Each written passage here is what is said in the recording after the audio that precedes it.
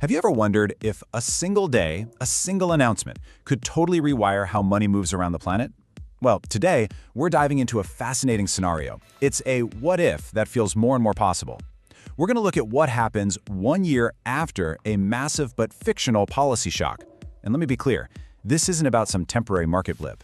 This is about a permanent disruption. And we're going to break down exactly how it could happen and, more importantly, why you should care. This quote right here from our scenario's top economist, Dr. Sofia Alvarez, just nails it.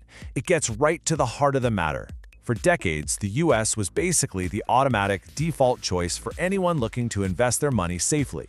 But what happens when that's not true anymore? That statement, that's the massive shift we're exploring today. The end of America's automatic financial dominance.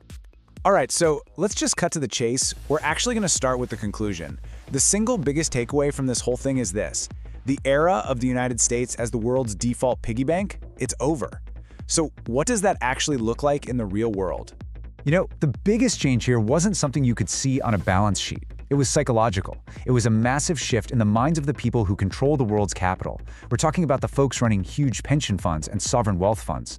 All of a sudden, the US wasn't the risk-free, no-brainer anchor for a portfolio anymore. It became just one option among many, something that had to be debated and defended. Okay, so if that's the outcome, what was the cause? What actually kicked all of this off? Well, in our scenario, this huge psychological shift was triggered by one single event, an event on April 2nd, 2025 that quickly got a nickname, Liberation Day. So on this day, the US administration rolls out this massive, sweeping set of new tariffs, and the idea was to completely rewrite the rules of global trade. I mean, this wasn't some minor adjustment, you know? The goal here was to shock the entire system. And to really get your head around the scale of that shock, all you got to do is look at the numbers. So back in January of 2025, things were pretty stable. The average US tariff was sitting at a pretty low 2.5%. This was the predictable, low-friction world that global supply chains and investment strategies had been built on for years. And then bam, the shock. The average tariff rate didn't just go up a little, it exploded to 27%. Just think about that for a second. That's a 10-fold increase, practically overnight. This wasn't a tweak. This was the highest average tariff rate the US had seen in over 100 years. A shock like this is basically unheard of in modern economics. Now, this wasn't just chaos for chaos' sake. There was a strategy behind it. Or at least, there were three big goals. First, shrink the trade deficit. Second, push companies to bring manufacturing back to the US. And third, use all this new power to force better deals out of other countries. But, you know, a strategy is only as good as its foundation. And then, that foundation just crumbled. In our timeline, in February of 2026, the Supreme Court delivers this knockout blow. It rules that the law used to impose all these tariffs didn't actually give the president the authority to do it. And just like that, the entire policy was standing on incredibly shaky legal ground. Which brings us to where things stand now. The policy didn't just vanish. Instead, it's now propped up on what the source material calls a contested scaffold. Think of it like temporary scaffolding on a building that could get yanked away at any moment.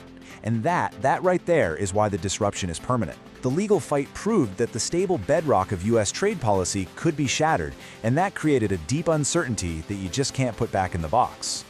And when we talk about uncertainty, we are not talking about small change. We're talking about over $175 billion in tariffs that were collected. All of that money might have to be refunded.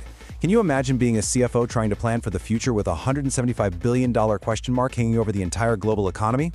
So this massive uncertainty, it's in a huge signal to global markets. And you know what they say in finance, right? Capital always follows the signal. So let's do that. Let's follow the money and see where it ran. And look, the numbers here really don't lie. They paint a super clear picture. In the year after Liberation Day, emerging markets just soared, a return of almost 30%.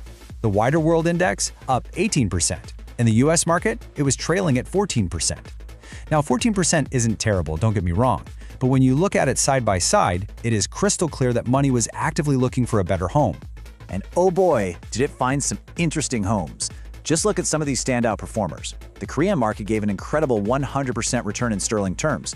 Brazil, because it has so many commodities, just surged. And the old classic safe haven, gold, it blew past $5,000 an ounce. This was not a subtle shift, folks. This was a global reallocation of capital.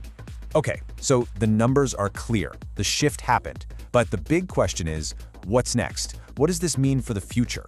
We're basically watching a whole new map of global opportunity being drawn right before our very eyes. Let's take a look at this new geography of capital.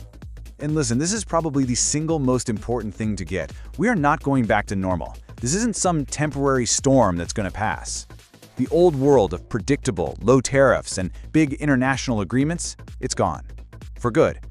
What's replaced it is a much messier system of one-on-one trade deals, special exceptions for certain industries, and a lot of you get access if you invest here bargains. But here's the flip side of that coin. For a lot of emerging markets, this chaos isn't a crisis. Far from it. This chaos is a golden opportunity.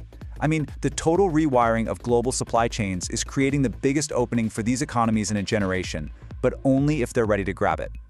And if you want a perfect real-world example of this, just look at Africa. The continent is sitting on a treasure trove of the critical minerals that literally power our modern world. We're talking lithium, cobalt, manganese. As companies all over the globe are scrambling to make sure they're not dependent on just one country for these supplies, Africa is one of the only places that can step up and meet that new demand at scale. So, if the old rules are out the window, what's the new rule book? In this new era, what's the main lesson we should all be taking away from this? It all boils down to this one idea. For anyone managing money or running a global company, diversification is no longer just a smart strategy. It is now an absolute must. It's a fiduciary requirement. That means you have a legal and ethical duty to protect against this kind of political risk. For a company board, it means diversifying your supply chains. For an investor, it means diversifying your portfolio around the world. Bottom line, assuming trade policy is going to be volatile is the new cost of doing business. And that brings me to this last, really powerful image from the source material. The global system, it didn't shatter into a million pieces on April 2nd, 2025, but a deep crack formed in its foundation. The foundation that governed how money moved for almost 80 years.